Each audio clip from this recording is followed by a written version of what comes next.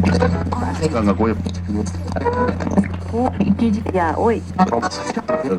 Unelo to.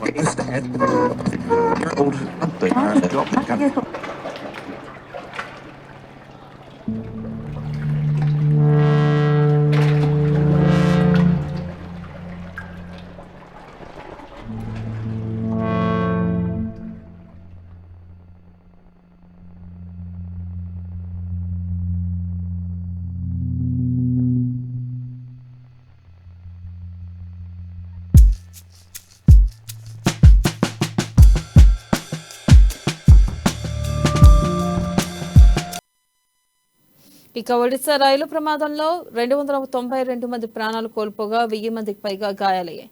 దేశం మొత్తాన్ని దిగ్భ్రాంతికి గురిచేసిన ఈ ఘటన సిఆర్ఎస్ తో పాటు సిబిఐ విచారణ చేపట్టింది. 2 సమాంతర మార్గాలను అనుసంధానించే స్విచ్లు పలుమార్లు అసాధారణంగా పనిచేస్తున్నాయని బాహగాన స్టేషన్ మేనేజర్ చేసిన ఫిర్యాదుపై సిగ్నల్ టెలికాం సిబ్బంది తగిన చర్యలు తీసుకుని ఉంటే బాగుండేదని అధికారులు అంటున్నారు. రైల్వే స్టేషన్ సమీపంలోని లెవెల్ క్రాసింగ్ గేట్ 94 దగ్గర ఎలక్ట్రిక్ లిఫ్టింగ్ బారియర్ కు నిర్దిష్ట సర్క్యూట్ డయాగ్రామ్ ను సరఫరా చేయకపోవడంతో పెద్ద తప్పని, దానివల్లే తప్పుడు వైరింగ్ జరిగిందని నివేదికలో పొందుపరిచారు.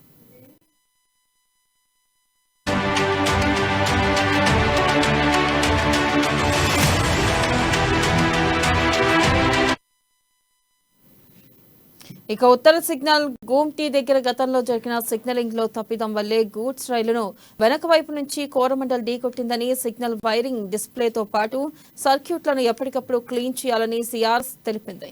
అంతేకాకుండా సిగ్నల్ సర్క్యూట్ల పనితీరును సమీక్షించడానికి ఒక బృందాన్ని నియమించాలని సిబిఐ సిఫార్సు చేసింది.